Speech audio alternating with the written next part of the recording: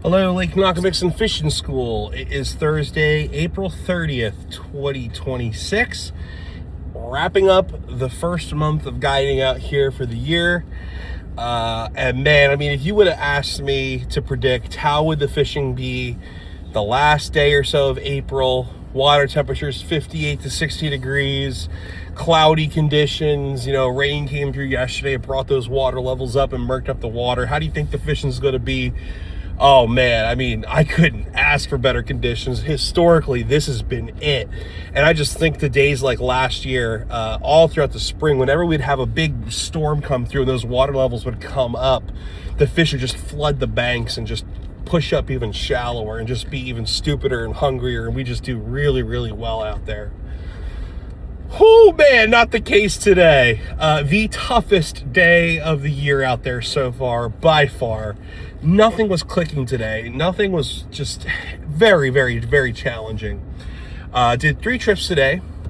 I did 2.5 hour trips and then a 5-hour trip from 7 a.m. to 5 p.m. here. Put it so he can boat launch and fished at 7 o'clock in the morning. I only had one day on the water this week so far on Monday. I wasn't able to make it out Tuesday or Wednesday, so I didn't have too much to go off of, but I had your guys' fishing reports. On Monday, I busted a giant up shallow or medium depth grass, that deeper grass on the punching rig, the Menace Baits Cavity Crawl. So that's kind of what I had to go off of. Also the worm bite. But just historically, this is the time of year they should be really pushing up shallow any day now. We got a full moon tonight, I think it is. Man, it should be the deal. They should be up there getting stacked up shallow.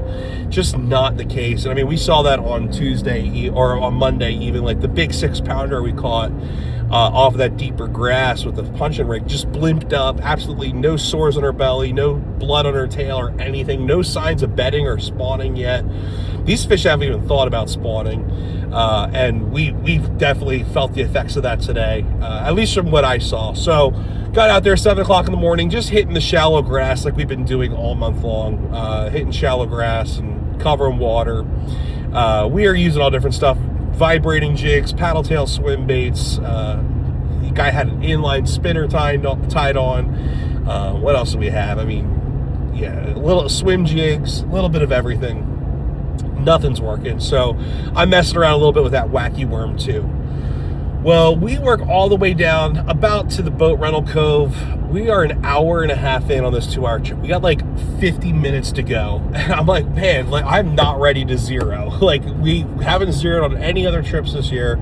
Like I refuse to end April with a 0 trip. And fortunately with the Cavity Crawl punching rig, I'm just doing some real short range flipping in some of this shallow to medium depth vegetation as my guys in the front and the back of the boat are casting and chucking and winding. And right at the boat, I flip into a nice little thick patch of grass with that natural crawl colored Cavity Crawl, 3/8 ounce weight, straight 50-pound braid tied right to the bait.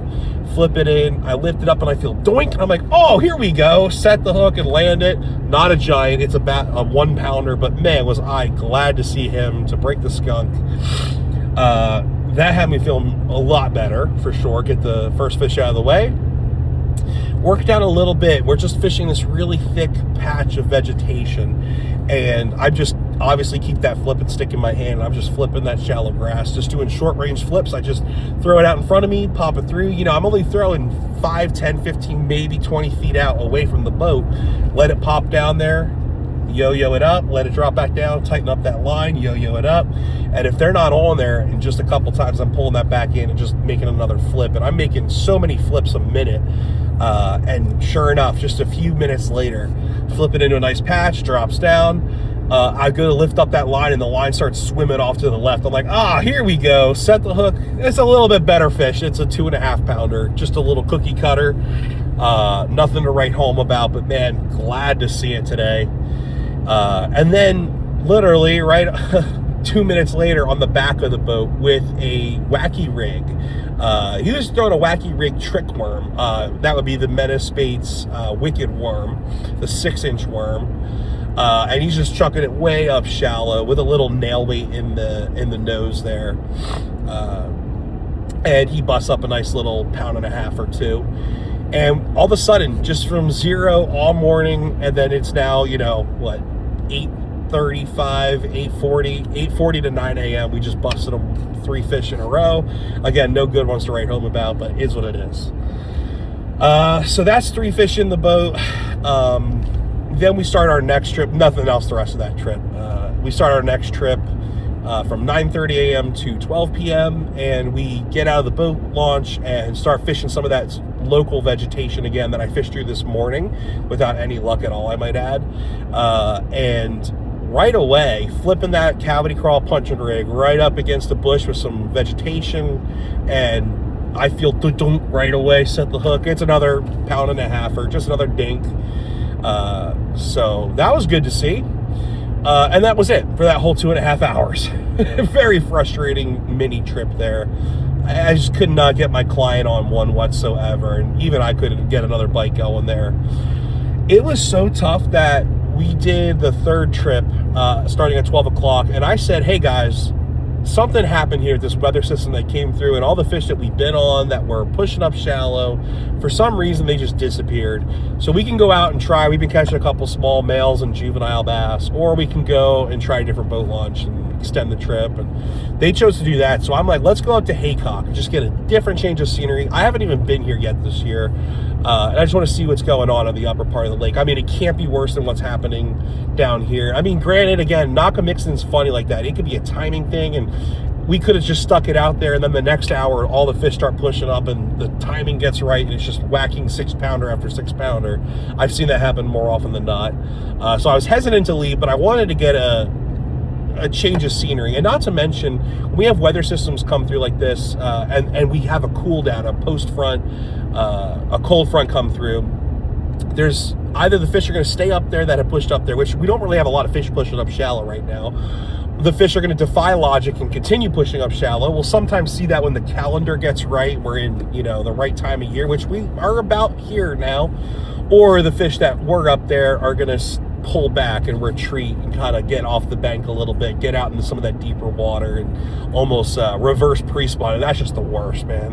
They just don't feed, and they're hard to find and just really challenging. I think that's what happened. Now, here at Haycock, when you go behind that bridge there, what I've found historically, when they push up shallow there, they're up there. They're not going to pull back. They're not going to retreat. They're just going to stay up there no matter what kind of weather comes through, no matter what kind of cold front, no matter how cold it gets back there. And I haven't been up there, so I don't know. Although I heard a negative fishing report or two the last week or so up there.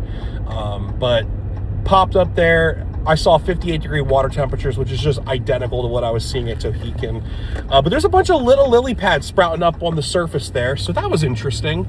And had me excited for sure. I'm like, man, we're gonna just cover some of the shallow flats and work some of these lily pads, and we're gonna find something in here. 2.5 hours, not a single bite behind the Haycock Bridge. And man, that watercolor was right. It was nice and stained and murky, and it was overcast, a light breeze. I'm just very shocked we couldn't see any up shallow, which has me wondering if they haven't even pushed up, even up on that north part of the lake there. And for some reason, life and everything just happens sooner. Seasons start and end sooner up on the north part of the lake there, up behind that bridge. It seems like they push up there and spawn first. You know, they'll be finished up spawning before all the other fish in the lake. They'll start that summertime pattern first.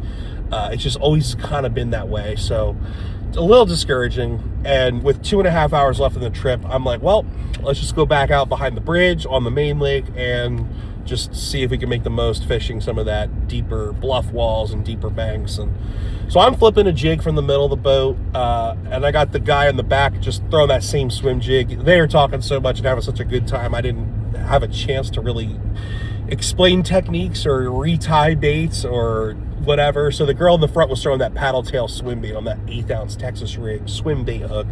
I just left them rigged up. I'm like, literally, I'm on nothing right now. So I'll throw a jig, I'll flip a jig. If I get a fish or two, I'll switch everyone else to something like that. And wouldn't you know, it's a girl in the front of the boat, right at the boat. We're in 17 foot of water, just working this deep stretch of bank across from the Haycock boat launch. And there's a overhanging bushes and trees and some submerged logs and some rock down there. But she's just throwing a bluegill, 5-inch Metaspates, a live minnow on that swim bait rig. And right at the boat, she has a dink hit it. And I'm like, that's just crazy. I'm thrilled. So got that first one out of the way, saw that. About 5 minutes later, she's just slow rolling it back in. They're not hitting right up there against the bank and right up against the bushes. She got another hit right there about halfway between the boat and the bank, so maybe like 20 feet off of the bank there. A little bit better fish, about a 2.5, 3 pounder, largemouth. Just, yeah, shocking. The guy in the back of the boat right after had one nail it and just couldn't get a hook in it.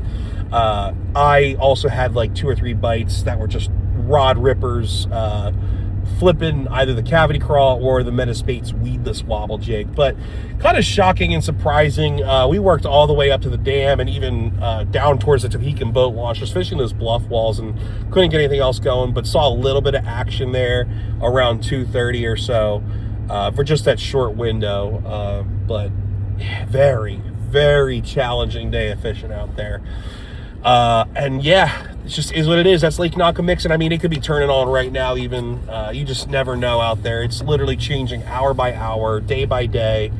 Yeah, you just got to keep an open mind out there and not get too down and too discouraged. And yeah, we'll see what happens out there tomorrow. I got a lot of mini trips tomorrow. I got 4 mini trips. So my plan is to go out to Tohickon boat launch and make the most of the situation and just hope that there's some fish that are pushing up and moving up. I mean, we caught some fish there this morning, so I got that to go off of, but we'll see. Stay tuned. Going to be an interesting fishing report. It's got to be getting right any day here now. I mean, we're at the right time of year, but again, we had a real winter, so our fish might be a little behind schedule still, but we will see. Stay tuned, because I'm going to let you guys know when they start pushing up and absolutely feeding like crazy. But appreciate y'all watching, subscribing, tight lines. I'll see you out in the water this weekend.